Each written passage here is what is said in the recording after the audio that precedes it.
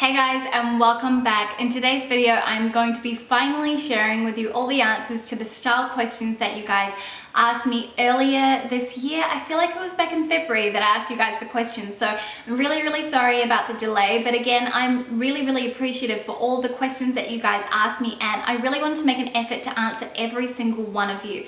So I really apologize. I know this is going to be split into two parts again as well, but yeah, I do hope that you enjoy this, and let's jump right into it. Okay, so like last time, I am going to be looking down just as I've got all your questions down here, and so just starting from the first one, Miriam asks me if the silk stuff from Everlane is see-through. So yes and no, it really depends on what color you're going for. I find that the darker colors tend to be much more opaque. I have bought the blush shade before, which I would not recommend. It's very unflattering. And I've also bought something in the white silk as well, and they're both very sheer. However, everything else has been very opaque. So I've got the Dove Grey silk cami, the black, the navy. I've also got a camel silk cami as well. Camel silk tank as well, and they are all very opaque, so you can't see your bra or anything like that underneath. So just be really careful with what you're choosing, and you can always just take a look at the product images and hopefully they should give you a pretty good idea. Valerie asks me, what were my wardrobe and shopping habits like prior to my capsule? I have to say, I was a consumer. I just bought all the freaking time. I would buy something every single week, if not multiple times a week. In my office, we had messengers who would come every few hours, and they used to laugh at me because I would buy that much that I'd be receiving a package almost every single day. It was a real problem, and it was part of the reason why I actually wanted to start a capsule wardrobe, because I thought it might help me to cut back on my shopping. In terms of my style, I definitely wore a lot more color. I had a much more disjointed wardrobe. Nothing really went together. I just bought whatever it was that I liked and I'd wear it, and I probably wore it once or twice before I got sick of it. So yeah, that was kind of what my style was like before I started capsule wardrobes. The Latonya999 says, would love to know your thoughts on minimal capsule wardrobes for people who enjoy color and dressing more creatively. All of the capsule minimal wardrobes that I've seen consists of mainly black, white, and gray, which is not for me. So I think that you can definitely incorporate a lot of color and playful styles in your capsule wardrobes, and it's really something that I'm trying to show in my capsules, because personally, as much as I love wearing black, white, gray, and navy, I also enjoy wearing a bit of color, and I think that it really helps to lift up your spirits and your energy and make you feel a little bit happier sometimes. I don't know, I just feel like you can get such a boost from wearing something with a fun print or with a fun color.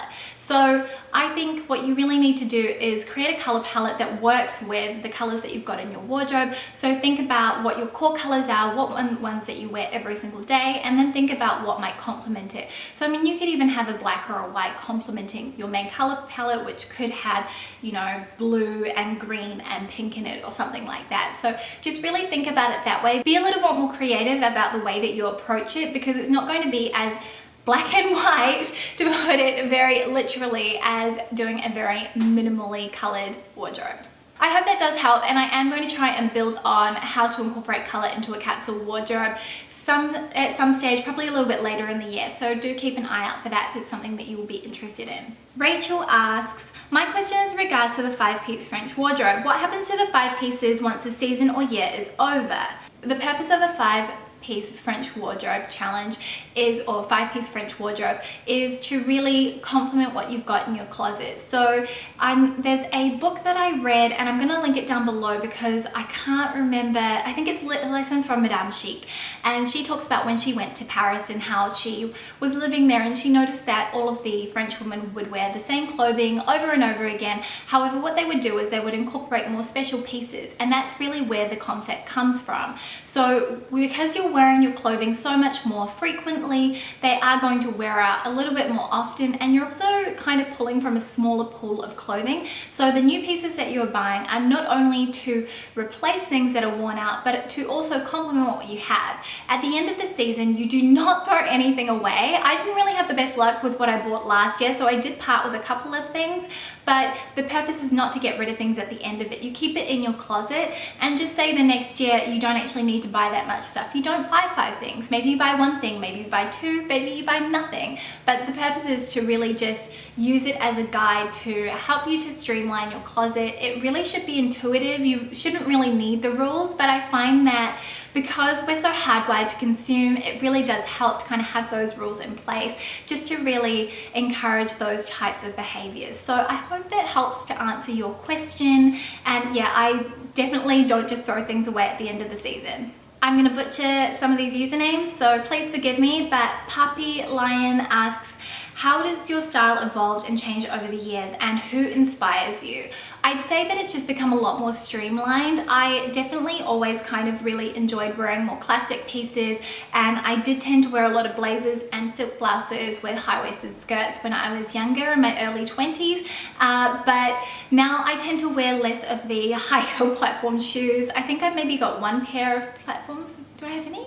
I don't think I've got any anymore. I parted with all of those sorts of things. I wear a lot less patterns because that was a really huge part of my wardrobe. I owned a lot of things from Karen Walker, and if you follow her collection, she tends to do a lot of key prints every single season, and I think I probably just go for simpler silhouettes now than I used to. So that's kind of really been where my style evolution has kind of gone towards. If you want to see an entire video on my style evolution, let me know. I'll try and pull something together that's interesting with photos and that kind of thing. In terms of who inspires me, I think style-wise, I really love Olivia Palermo's style. I think she matches prints with color and also really interesting silhouettes. And I also really like Alexa Chung. She tends to pull off everything, and it's kind of disheveled, but it also looks really cool. And in terms of more kind of classic styles, I'd probably say Audrey Hepburn. She was just so elegant, and it's definitely something that I would aspire to. Oh God, I really can't pronounce this one. I think it's Chaeyeon. Really sorry. Says, I am such a shopaholic. How do you resist from the impulse of buying clothing? I think that this is a habit that you actually have to teach yourself, because I could not resist shopping either, and sometimes I scroll through my phone mindlessly just looking at stuff on the internet, even though I know that I shouldn't. I know I can't afford to, and I also think, well, what are my actual goals? Like, what do I want to save towards? What do I want to do with my life? Because clothing is not everything. As much as I love it, you've got to admit that to yourself. So one of the things that I did was I stopped going to the shops. I unsubscribed from most newsletters, and I really just tried to limit the times that I would go onto these online stores. So I tried to remove it from my daily routine. I deleted all the apps from my phone, just really trying to remove yourself from any situation where you can shop. I find that's probably one of the better ways to do it. Laura asks, since you wear clothing so often, I'd love to see how you care for them. So I guess the question here is, do you guys want to see a video on how I care for my clothing? I have to admit I'm a little bit lazy, and most of my stuff either goes in the washing machine or it goes to the dry cleaner, because I figure that it's either one or the other. I do tend to try and buy a lot more clothing that can be hand washed or washed in the washing machine, just because it is a lot less effort than things that have to be dry cleaned, because there's also the cost if you have to take it to the dry cleaner. But if you do want an in-depth kind of video on how you should be caring for your clothing and how you should be caring for your leather items as well, then let me know, as I'd be happy to pull something together. Then Dreamer asks, when did you begin building your wardrobe, investing in quality pieces and so on? Did you do that while being a student on a budget, or did you start when you began working and earning money? So I've actually been working since I was 14. I got my first job working in a supermarket, and from that age I had my own income, which I would use to spend on whatever I liked, and most of the time it was clothing. So I never really had to worry too much about money in that respect, because I was always working really hard. And when I was at university, I was working 40 to 60 hours a week managing a bar, so I had quite a steady stream of income. And because I was living at home, it meant that I had that money to do essentially whatever I wanted to do with it. So it allowed me to really invest in key high quality pieces.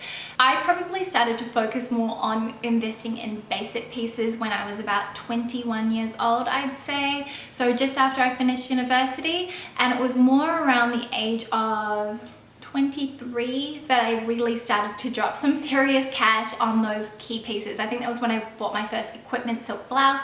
It's when I bought my Helmut Lang blazer. That was probably around the time I also bought boots and heels from Isabel Marant, all of that sort of thing. That was when I really started to spend money on those sorts of pieces, and it was when I had gone over to America, and you just kind of have access to so many more options. So that's probably around about the time that I did it. I think if you're a student on a budget, you're probably just best to wait until you start working and you do have that income to spend on clothing. There's no point buying things when you can't afford it. Don't put yourself under financial duress if you can't afford to buy something. Or at least that's what I think anyway. Ria says, how do you decide on your purchases? Is there a process for you either online or in store? What pieces are worth investing in for higher end brands? So in terms of deciding on my purchases, I just browse like any other normal person would, and I kind of look for things that really fit in with my personal style. And sometimes I look for things that are a little bit different but complement what I already have. In terms of sizing and that kind of thing, because you've really got to think also about how it fits your body and how it's going to look on your figure. So if I can, I find it so much better to try things on in store, because then you can try different sizes. Maybe you're usually a size small, but the medium fits better, or the extra small fits better. It's just kind of nicer to have that in-store experience where you can. Then in terms of what pieces are worth investing in, I think it's really important to invest in a nice black blazer, particularly if you work in an office, a nice handbag which is appropriate to wear to the office. Your things like black heels that you'll be wearing on a daily basis, I think it's probably better to just buy a cheap pair that you can replace, because trust me when I say they're going to get absolutely thrashed. I'm going to stop this Q&A here. Stay tuned for part 2, where you can hear all the rest of the style questions that I've been asked. Thank you guys so much again for asking me all these questions, and I'll see you in my next video. See you later. Bye.